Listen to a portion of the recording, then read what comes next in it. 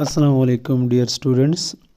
आज हम रिव्यू करना चाह रहे हैं zoology lecturer test federal public service commission में जो 4 जनवरी 2024 को हुआ था। मैं उस टेस्ट का ख़ुद हिस्सा बना हूँ, तो इसलिए मैं शायद अच्छी तरह से समझा सकता हूँ या अच्छी तरह से बता सकता हूँ कि इस टेस्ट में कैसे MCQs आए हुए थे और कौन से लेवल को उन लोगों ने टच किया हुआ था। तो जो फेडरल का टेस्ट आया हुआ था, मेरे ख़्याल से उसमें ज़्यादातर जो MCQs उन लोगों ने टच किए हुए थे वो BSc एंड MSc के लेवल पे थे। और टेस्ट में जो इंग्लिश था और पेडागॉजी थी तो वो तो इंतहाई लेवल के टफ थे, बट ज़ूलॉजी उसमें जो आई थी वो भी आसान नहीं थी। तो कुछ हमारे पास ज़ूलॉजी की MCQs है जो अभी आपके साथ मैं शेयर करना चाहता हूँ, जो मुझे याद था तो वो मैंने साथ लिखे हुए हैं। तो चलिए शुरू करते हैं। हमारा सबसे पहला MCQs आया हुआ था कि elephant belongs to which of the following order. ठीक है, तो उसमें जो ऑर्डर्स लिखे हुए थे वो आर्टियोडेक्टिला लिखा था, और जो उसमें 2-3 और ऑर्डर लिखे थे, सिटिशिया लिखा था, और उसमें जो है जो एलिफेंट के अपना ऑर्डर है प्रोबोसिडा, वो वाला ऑर्डर मिसिंग था। तो इसमें जो हमारे पास करेक्ट ऑप्शन आता है वो है नन। दूसरा MCQs हमारे पास था कि विच ऑफ द जीन या a gene that mask the phenotypic effect of other gene is called. तो उसमें बहुत सारे जीन लिखे हुए थे, बट उसका मुझे सिर्फ करेक्ट ऑप्शन इस टाइम माइंड में याद है, तो हमारे पास था एपिस्टेटिक जीन। तीसरा MCQs जो हमारे पास उसमें आया हुआ था कि which of the following is not the characteristic of catfish. तो स्टूडेंट्स, सबसे पहले मैं आपको जो बताना चाहता हूँ, आप लोगों को हर जो फाइलम है या ऑर्डर है, क्लास है, उसमें बहुत सारी जो नॉन स्पीशीज़ है उसके नेम याद होने चाहिए। तब टेस्ट में मुझे याद नहीं आ रहा था कि कैट फिश जो है वो कौन से ऑर्डर में आता है, बट जब बाद में मैंने देखा तो मुझे पता चला कि ये वो जो हमारे पास था आर्टियोपेटरजाई उस वाले ऑर्डर में आता था। तो वो जो ये स्केल उसमें नहीं है, वो उसमें ऑप्शन जो ठीक आ रहा था वो था पेलेकाइड स्केल, क्योंकि पेलेकाइड स्केल जो हमारे पास है वो कार्टिलेजिनियस फ़िश में था, और ये जो फ़िश है ये हमारे पास जो है वो बोनी फ़िश में आता है। चौथा हमारे पास जो MCQs आया हुआ था वो था first evolutionary theory was presented by. तो उसमें जो करेक्ट ऑप्शन था वो था लेमार्क। बाकी नेम दिए हुए थे डार्विन और बाकी साइंटिस्ट के नाम। फिफ्थ MCQ जो हमारे पास उसमें आया हुआ था कि which of the following is not an aquatic animal, कि इसमें से हमारे पास कौन सा जो है वो एक्वेटिक एनिमल नहीं है। तो वो स्टूडेंट्स क्लियर है कि हमारे पास राउंड वर्म जो है वो एक्वेटिक नहीं है। छठा MCQs हमारे पास जो आया हुआ था कि most successful order of mammal is. तो हमारे पास स्टूडेंट्स ये अगर आप तब देख ले तो उसमें हमारे पास आया हुआ था कि मोस्ट सक्सेसफुल कौन सा है।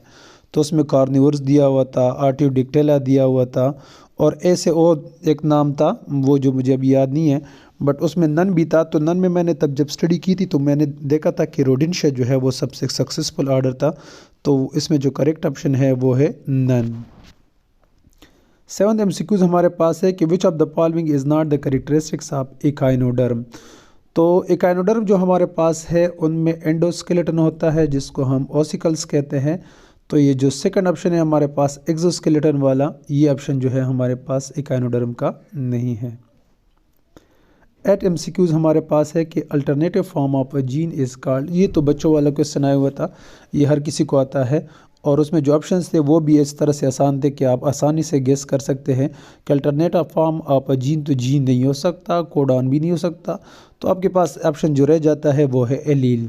तो ये FSC लेवल पर एक MCQs इसमें से आया हुआ था। अच्छा स्टूडेंट्स, ये जो MCQs था ये मेरे ख़्याल से हर किसी को नहीं आता था, और ये मैंने अच्छी तरह से स्टडी किया हुआ था कि repetition of some internal organs इनमें से एक ऐसा ऑर्गेनिज्म है या एक ऐसा ऑर्डर है जिसमें हमारे पास जो उसके इंटरनल ऑर्गन्स है वो बार बार रिपीट होते हैं। ठीक है, तो उसमें जो बार बार रिपीट होने वाले ऑर्गन्स जिस ऑर्डर में आते हैं वो है हमारे पास मोनोफेल्कोफेरा। तो हमारे पास ऑप्शन ए जो है वो करेक्ट था। 10th MCQs है हमारे पास which of the following does not belong to cetacea. Cetacea हमारे पास जो है वो हमारे पास एक्वेटिक ऑर्गेनिज्म है सारे, तो या एक्वेटिक एनिमल्स में आ सकते हैं। तो उसमें हमारे पास जो ऑप्शन सी है ये हमारे पास जो है वो इसमें नहीं आता था, तो ये ऑप्शन सी हमारे इसमें करेक्ट है। 11th MCQs हमारे पास था कि phospholipid in cell membrane is, कि हमारे पास सेल मेम्ब्रेन में जो फास्फोलिपिड है उसका नेचर क्या है। तो ऑप्शन आए हुए थे कि डाईग्लाइसराइड है, मोनोग्लाइसराइड है, ट्राईग्लाइसराइड है या ऑल ऑफ दीज। तो करेक्ट ऑप्शन उसमें है ट्राईग्लाइसराइड। फिर MCQ जो है वो था कि which of the following is not the characteristics of shark. अब इसमें जो सबसे हमारे पास हमें याद होना चाहिए कि शार्क हमारे पास कौन से क्लास या आर्डर में आता है, ठीक है। तो शार्क हमारे पास जो है वो हमारे पास कार्टिलेजिनस फिश है, तो उसमें हमारे पास सबसे पहले फेलिकॉइड स्केल तो होंगे ही होंगे। दूसरा नाम उस ऑटोमेटिकली ज़ाहिर है कार्टिलेज भी होंगे। जो थर्ड हमारे पास ऑप्शन है स्पेरिकल, तो ये हमारे पास उसमें करेक्ट ऑप्शन था कि ये शार्क की जो है वो करेक्टरिस्टिक नहीं है। 13 MCQs है हमारे पास कि which of the following of mollusc का क्लास हैव 7 to 8 प्लेट्स। तो ये हमारे पास स्टूडेंट्स ये MCQs भी बहुत ट्रिकी था, मतलब ज़्यादातर स्टूडेंट्स को इसका पता नहीं था। तो ये हमारे पास जो इसका सबसे पहला ऑप्शन है पोलीपेल्कोफोरा, ये वाला जो क्लास है हमारे पास उसमें जो ऑर्गेनिज्म है मोलस्का के उसमें 7 to 8 प्लेट्स हैं। तो ये हमारे पास ये वाला ऑप्शन ठीक था, ऑप्शन ए। 14 MCQ जो हमारे पास था वो भी काफ़ी ट्रिकी था कि thyroid gland takes iodine from extracellular space by. अब ये काफ़ी सोचने वाले MCQs था कि हमारे पास कुछ मैं खुद भी सोचता था कि यार डिफ्यूजन से भी हो सकता है शायद, बट फिर जब मैंने सोचा कि पैसिव ट्रांसपोर्ट जो वाली जो बात है ये नहीं हो सकती, तो हमारे पास सबसे जो प्लेट्स हैं तो ये हमारे पास ये वाला ऑप्शन ठीक था, ऑप्शन ए। 14 MCQ जो हमारे पास था वो भी काफ़ी ट्रिकी था कि thyroid gland takes iodine from extracellular space by. अब ये काफ़ी सोचने वाले MCQs था कि हमारे पास कुछ मैं खुद भी सोचता था कि यार डिफ्यूजन से भी हो सकता है शायद, बट फिर जब मैंने सोचा कि पैसिव ट्रांसपोर्ट जो वाली जो बात है ये नहीं हो सकती, तो हमारे पास सबसे जो बेस्ट ऑप्शन उसमें बनता था और जो करेक्ट ऑप्शन है वो हमारे पास है एक्टिव ट्रांसपोर्ट। तो थायराइड ग्लैंड के जितने भी सेल्स हैं वो हमारे पास जब एक्स्ट्रा सेलुलर से आयोडीन लेते हैं तो वो एक्टिव ट्रांसपोर्ट के थ्रू लेते हैं। तो इसमें ऑप्शन बी जो है वो करेक्ट है। फर्टिलाइजेशन ऑफ एग अकर इन, अब फर्टिलाइजेशन ऑफ एग अकर जो है वो हमारे पास कहाँ पे होती है। तो ये जो दो नाम थे हमारे पास एम्पोला और इस्तेमस, ये जो थे वो ये जो ओविडक्ट है उसके पार्ट्स है, और एक हमारे पास था ऑप्शन यूट्रस। तो यूट्रस में तो हर किसी को पता है कि यूट्रस में फर्टिलाइजेशन होती ही नहीं है, फर्टिलाइजेशन हमारे पास ओविडक्ट में होती है। बट ओविडक्ट के कौन से हिस्से में होती है, तो वो हमारे पास जो हिस्सा था उसका नाम था एम्पोला। तो ऑप्शन ए उसमें करेक्ट था। फिर हमारे पास अगला जो MCQs है कि brittle star belongs to which class. तो ब्रिटल स्टार जो हमारे पास है ये हमारे पास कौन से क्लास में आता है, तो ये हमारे पास एकाइनोडर्म है। और जैसे कि आप ऑप्शन देख रहे हैं गैस्ट्रोपोडा, वाइवाल्वा, ये हमारे पास एकाइनोडर्म है ही नहीं। तो हमारे पास जो थर्ड ऑप्शन भी है वो भी हमारे पास नहीं आ रहा था। जो चौथा ऑप्शन है सबसे लास्ट वाला ऑप्शन ओफेरिडिया, तो ये हमारे पास जो ऑप्शन है ओफेरिडिया ये करेक्ट ऑप्शन है ब्रिटल स्टार के जो क्लास है। अच्छा 17 MCQs था कि mitochondria is present in which part of the sperm. तो ये हमारे पास ये भी मेरे ख्याल से FEC लेवल का MCQs था कि स्पर्म के कौन से हिस्से में जो है वो माइटोकॉन्ड्रिया प्रेजेंट होते हैं। तो हेड में तो हो ही नहीं सकता। दूसरा हमारे पास मिडल फीस है और टेल है और एक्रोसोम है, तो एक्रोसोम ऑटोमेटिकली फिर से हेड में आ गया। टेल में हमारे पास जो है माइक्रोट्यूब्यूल्स और ये सारी चीज़ होते हैं, तो माइटोकॉन्ड्रिया हमारे पास मिडल फीस में है। विच of the following is membraneless organelle. ये भी FEC लेवल का MCQs है कि हमारे पास ऐसा कौन सा ऑर्गेनेली है जिसमें मेम्ब्रेन नहीं है, वो मेम्ब्रेन बॉन्डेड ऑर्गेनेली नहीं है। तो उसका जो करेक्ट ऑप्शन हमारे पास है वो है राइबोसोम। अगले MCQs हमारे पास जो है the range of temperature at which the organism work greatly. वो वहाँ पे जो वर्डिंग थी वो इतनी आसान नहीं थी, बट चलो मैंने यहाँ पे थोड़ा आसान कर लिया है। तो ये हमारे पास जो इसमें ऑप्शन आता है ये है ऑप्टिमम। वहाँ पे जो वर्डिंग थी वो थोड़ा सा मुश्किल था कि वो शायद मुझे थोड़ा सा याद आ रहा है कि ऑर्गेनिज्म का वो कौन सा रेंज है जिसमें वो टॉलरेट कर पा रहे हैं अच्छी तरीके से, तो वो भी हमारे पास ऑप्टिमम ही आता है। 20 नंबर पे MCQs है वो था हमारे पास thyroid hormone is stored in. Thyroid hormone हमारे पास स्टोर्ड कहाँ पे होते हैं, तो ये भी मेरे ख्याल से बहुत कंफ्यूजिंग MCQs था। अभी भी मैं जो इसके आंसर है उस पर कंफ्यूज ही हूँ, क्योंकि हमारे पास इस पर सबसे पहले जो अगर आप देख लें वो थायरोग्लोबुलिन कोलाइड्स हैं, और तीसरा ग्रेन्यूल्स है, चौथा फॉलिकुलर सेल्स है। तो फॉलिकुलर सेल्स अगर आप देख ले, ये हमारे पास थायराइड हार्मोन्स की सिक्रीशन करती है मेनली। तो मैंने उस वक्त जो ऑप्शन ए है कोलाइड्स वो मैंने लिखा था, और फिर जब गूगल में भी देख लिया तो गूगल कहाँ पे फॉलिकुलर बताता है और कहाँ पे कोलाइडल बताता है। तो ये मेरे ख्याल से आप ख़ुद भी सर्च कर लें, बट आई थिंक इसका जो करेक्ट ऑप्शन है वो कोलाइड्स हैं।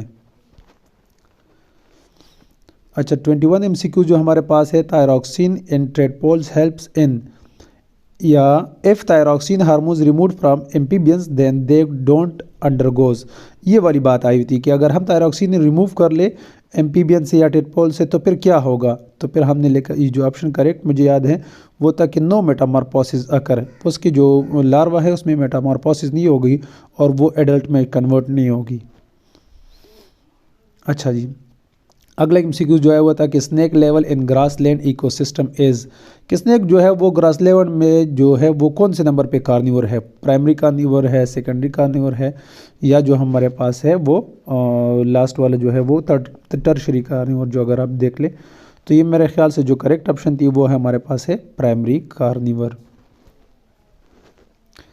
अच्छा जी, 23 वाला MCQ जो है वो hag fish belongs to which class. तो ये ऐसा हुआ था कि लिखा हुआ था पेपर में कि हैग फिश जो है वो बिलोंग करते हैं कौन सी क्लास को। तो उसमें लिखा था कॉन्डक्टीज और लिखे थे और ऑस्टिक्टीज लिखे थे, और हमारे पास उसमें बाकी ऑप्शन इसका नहीं था, तो ये नन में से आता था। ठीक है, तो ये सबसे पहले वाले जो फिशेस में आता है उसमें से है, तो ये जो ऑप्शन आया हुआ था इसमें नन वाले ही ठीक था। यहाँ पे मैंने वैसे ही आप लोगों की इंफॉर्मेशन के लिए कि ये मैगजीन में आता है। 24 वाले MCQ जो हमारे पास आया हुआ था टेस्ट में वो ये था कि which of the following characteristics does not belong to chondrichthyes fishes. जो हमारे पास कार्टिलेजिनस फिशेस है उसमें जो है वो कौन सा कैरेक्टरिस्टिक है वो जो बिलोंग नहीं करता। तो उसमें होमोसेरिकल टेल भी था, हेट्रोसेरिकल टेल भी था, कार्टिलेजिनस भी था और नन भी था। तो अगर आप देख ले होमोसेरिकल टेल जो है वो हमारे पास बोनी फिशेस में है, तो ये वाला कैरेक्टरिस्टिक जो है ये ठीक है पेपर में। अच्छा जी, नॉट द करेक्टरिस्टिक्स ऑफ टेस्टुडाइन्स। टेस्टुडाइन हमारे पास कौन से है, ये टर्टल्स है। टर्टल्स हमारे पास रेप्टाइल्स है, और रेप्टाइल्स के आप लोगों को करेक्टरिस्टिक्स पता है कि वो ओविपेरस भी हो सकते हैं, वो एक्वेटिक भी हो सकते हैं, वो टेरेस्ट्रियल भी हो सकते हैं। बट जो टेस्टुडाइन्स है वो हमारे पास विविपेरस नहीं हो सकते, क्योंकि वो बच्चों को जो है वो बर्थ सीधा नहीं देते, ये अंडे देते हैं और अंडे से फिर बच्चे निकलते हैं। तो ये हमारे पास ये जो ऑप्शन है विविपेरस वाला ये करेक्ट है। अच्छा जी, मैमल्स फर्स्ट इवॉल्व फ्रॉम। अब ये जो ऑप्शन आया हुआ था कि मैमल जो है हमारे पास कौन से इवॉल्व हुए हैं, तो एनेप्सिडा, डायप्सिडा और सेनेप्सिडा हमारे पास उसमें ऑप्शन थे, और तीसरा ऑप्शन जो है मेरे ख्याल से वो नन था। तो इसमें जो करेक्ट ऑप्शन है वो है सेनेप्सिडा। 27 नंबर MCQs हमारे पास है कि which of the following does not belong to toads ungulates. अच्छा जी स्टूडेंट्स, ये जो हमारे पास नेक्स्ट MCQs है ये था हमारे पास कि मॉलिक्यूलर लेवल ऑफ टेस्टोस्टेरोन, और या ऐसा लिखा ऐसा हुआ था कि टेस्टोस्टेरोन जो है हमारे पास उसका नेचर क्या है, वो बना किस चीज़ से है, वो अमीनो एसिड से बना है, प्रोटीन से बना है, या स्टेरॉइड से बना है। तो हमारे पास जो वहाँ पे ऑप्शन था वो स्टेरॉइड था, तो करेक्ट ऑप्शन जो है वो स्टेरॉइड है। अगला जो MCQs हमारे पास कि sperm fertilize the egg is. अच्छा, वहाँ पे ऑप्शन क्या आते हैं कि जो स्पर्म हमारे पास है वो कौन से स्पर्म जो है वो एग को फर्टिलाइज कर सकते हैं। तो वहाँ पे लिखा था immature sperm, mature sperm, third पे लिखा था कि प्रेसिपिटेटेड स्पर्म, और अगले पे लिखा था ऑल ऑफ दीज। ठीक है, तो जो हमारे पास जो वो स्पर्म जो एग को फर्टिलाइज करते हैं वो है कैपेसिटेटेड स्पर्म। जो हमारे पास स्पर्म जो यूट्रस में कैपेसिटेशन उसकी हो जाती है, उसकी बिल्कुल ग्रोथ हो जाती है, तो उस स्पर्म को हम कैपेसिटेटेड स्पर्म कहते हैं, तो वो ही एग को फर्टिलाइज कर सकते हैं। अगला MCQ जो हमारे पास था कि मॉडिफिकेशन इन इम्नियोटिक स्किन इज़, कि जो इम्नियोटिक ऑर्गेनिज्म है उसकी जो स्किन है उसमें क्या क्या मॉडिफिकेशन हुई है। तो become thick, less permeable, keratinised. तो अगर आप देख लिए सारे ऑप्शन जो है वो इम्नियोटिक ऑर्गेनिज्म में आते हैं, क्योंकि हम अगर अपने आप को देख ले, जानवरों को देख ले, तो उनकी स्किन जो है वो थिक भी है, लेस परमिएबल भी है, केराटिनाइज भी है, क्योंकि केराटिन प्रोटीन से बनी है। तो ऑप्शन डी जो है ऑल ऑफ दीज ये करेक्ट ऑप्शन है।